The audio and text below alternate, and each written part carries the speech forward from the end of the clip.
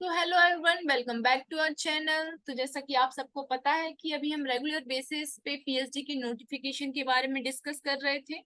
तो उसी सीरीज को आगे बढ़ाते हुए आज का जो नोटिफिकेशन है वो जॉब के रिगार्डिंग होने वाला है। ओके। तो ऐसे कोई स्टूडेंट्स हैं जिनको ऐसा है कि उनको साइंस स्ट्रीम में ही आगे बढ़ना है या साइंस से रिलेटेड इंस्टीट्यूट में ही काम करना है, तो उनके लिए आज का नोटिफिकेशन बहुत इंपॉर्टेंट होने वाला है। तो ये वाला जो नोटिफिकेशन है ये रिलीज किया है CSIR institute of Himalaya bio resource technology Palampur ने, जो कि हिमाचल में प्रेजेंट है। तो बहुत अच्छा प्लेस होने वाला है काम के लिए। तो सबसे पहले हम देख लेते हैं कि ये जो एडवर्टीज है इसका एडवर्टीज नंबर है 10/2021। ओके। तो सबसे पहले हम देख लेते हैं कि एप्लीकेशन फॉर्म कब से स्टार्ट हो गए हैं। तो ये 20 अक्टूबर से स्टार्ट हो चुके हैं और लास्ट डेट 30 नवंबर है। आपके पास अप्रोक्स 1 मंथ है। तो आप जल्द से जल्द इसका फॉर्म भर दें यदि आप इंटरेस्टेड हैं। इसके बाद जो रिसीप्ट की हार्ड कॉपी सबमिशन की जो डेट है, मतलब आपने फॉर्म फिल किया और रिसीप्ट जो मिलेगी आपको उसकी हार्ड कॉपी सबमिट करनी है, तो वो 11 दिसंबर ये लास्ट डेट है आपको हार्ड कॉपी सबमिशन की। ओके। इसके बाद आप देख लेंगे कि कुछ ऐसे कैंडिडेट्स जो कि नॉर्थ ईस्टर्न रीजन से हैं, अंडमान निकोबार आइसलैंड से हैं, लक्षद्वीप से हैं। तो यदि इन किसी भी जगह से यदि कोई बिलोंग करता है, आप देख लेंगे यूटी ऑफ लद्दाख, और यदि आप इनसे बिलोंग करते हैं तो आपके लिए जो रिसिप्ट की लास्ट डेट है सबमिट करने की वो है 18 दिसंबर। तो नॉर्मल जो स्टूडेंट्स हैं जो कि मतलब जो कुछ स्टूडेंट्स ऐसे जो नॉर्थ ईस्टर्न रीजन से बिलोंग करते हैं, मतलब थोड़ा सा दूर से बिलोंग करते हैं, तो वो 18 दिसंबर तक सबमिट कर सकते हैं। और यदि स्टूडेंट्स जो ऐसे हैं जो कि यहीं से हैं, लाइक यूपी, एमपी, राजस्थान और ऐसी वाली स्टेट से हैं, तो वो उनको 11 दिसंबर तक आपको अपना जो फीस रिसीप्ट है, मतलब जो भी रिसीप्ट है इनकी, उसकी हार्ड कॉपी सबमिट करनी है। ओके। तो इसके बारे में कुछ कुछ लिखा है, आप यहाँ पे पढ़ लेंगे। इसके बाद हम देखते हैं पोस्ट का नाम क्या है, नंबर ऑफ वैकेंसीज कितनी है, विद रिजर्वेशन, पे मैट्रिक्स लेवल क्या है, एसेंशियल क्वालिफिकेशन क्या है और एज क्या है।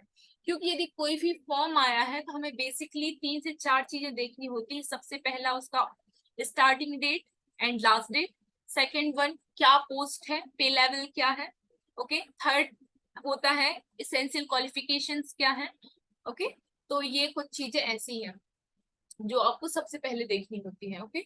और एग्जाम पैटर्न कैसे होगा, अब हम सबसे पहले देखते हैं JSA, जिसको जूनियर सेक्रेटरीट असिस्टेंट बोलते हैं। इसके अलग अलग हैं, एक जनरल है, फाइनेंस एंड अकाउंट्स है, स्टोर एंड परचेस है।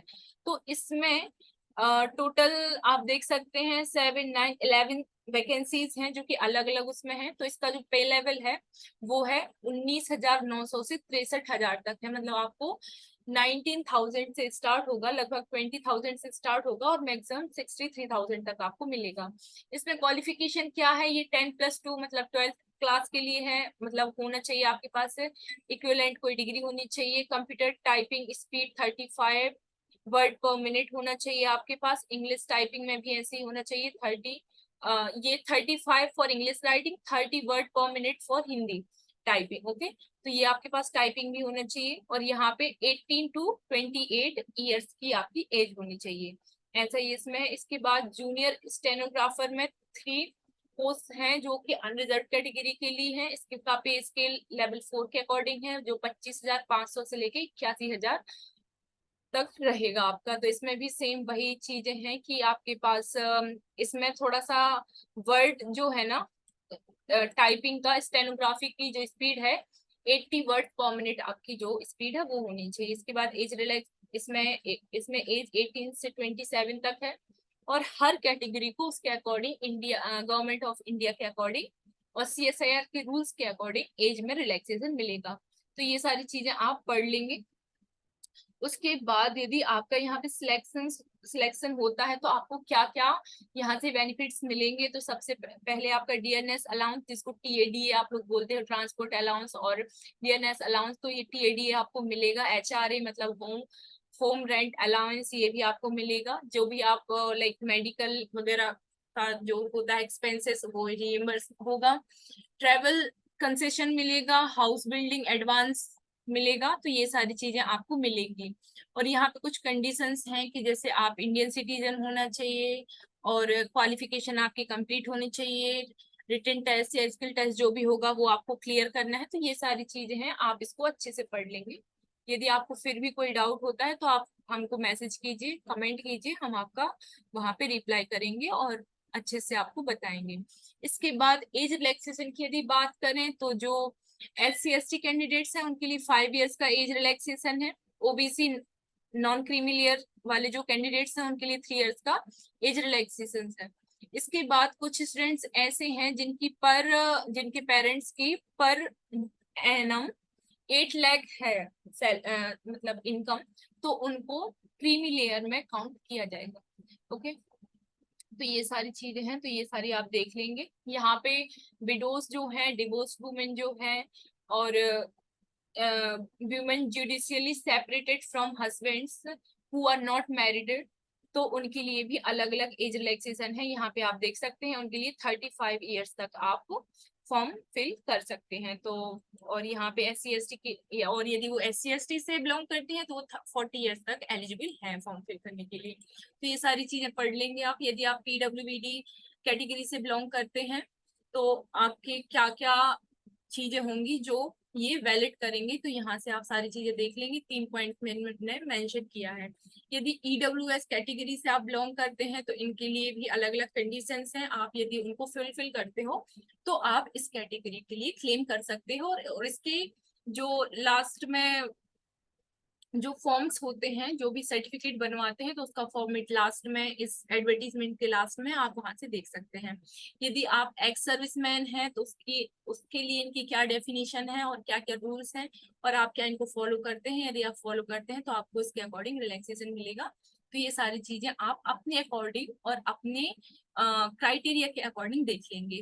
अब हम देखते हैं सबसे पहले मोड ऑफ सिलेक्शन। तो इसके लिए सबसे पहले क्या होगा कि आपको syllabus and scheme of written test यहाँ पे लिखा है और टाइपिंग टेस्ट के बारे में यहाँ पे लिखा है। सबसे पहले नंबर ऑफ क्वेश्चंस आप कितने आएंगे, 200 आएंगे, और आपके पास टाइम होगा 2 hours 30 सेकेंड 30 मिनट्स का, मतलब 230 hours का आपके पास टाइम है। 2 hours 30 मिनट्स का आपके पास टाइम है। अब मीडियम, क्वेश्चन का मीडियम हिंदी और इंग्लिश दोनों में रहेगा, और ये स्टैंडर्ड क्या रहेगा, 12th स्टैंडर्ड के आपके पास क्वेश्चन आएंगे। और यहाँ पे लिखा है कि 2 पेपर होंगे। आपका paper 2 will be evaluated after qualifying in paper 1, मतलब आप यदि पेपर 1 को क्वालिफाई करते हो उसके बाद ही आपका पेपर 2 जो है वो चेक होगा। तो यहाँ पे लिखा है। इसके बाद पेपर 1 में क्या क्या आएगा, मेंटल एबिलिटी टेस्ट है जिसमें नंबर ऑफ क्वेश्चन 100 रहेंगे, मिनिमम मार्क्स आपके 200 रहेंगे, और यहाँ पे कोई भी नेगेटिव मार्किंग नहीं रहेगी। इसके बाद सेकंड जो पेपर होगा वो 1 hour का होगा, जिसमें जनरल अवेयरनेस और इंग्लिश लैंग्वेज के बारे में आपसे पूछा जाएगा। दोनों के 50-50 क्वेश्चन रहेंगे, और ईच के लिए 150 मार्क्स रहेगा, मतलब 50 के लिए 150 मीन्स 3 मार्क्स का एक क्वेश्चन रहेगा आपका। इसके बाद यहाँ पे 1 नेगेटिव मार्क है, यदि आपने कोई भी एक क्वेश्चन गलत किया तो उस पे आपका 1 मार्क कटेगा। ठीक है। तो और यहाँ पे criteria for evaluation of type script and type writing in test in Hindi English on computer. तो यहाँ पे एग्जाम्पल यहाँ पे लिखा है कुछ, टोटल स्ट्रोक्स टाइप 1600 होने चाहिए, word type 1600 divided by 5, 320 words आपके टाइप होने चाहिए, मिस्टेक्स 90 आपकी इग्नोर की जाएंगी।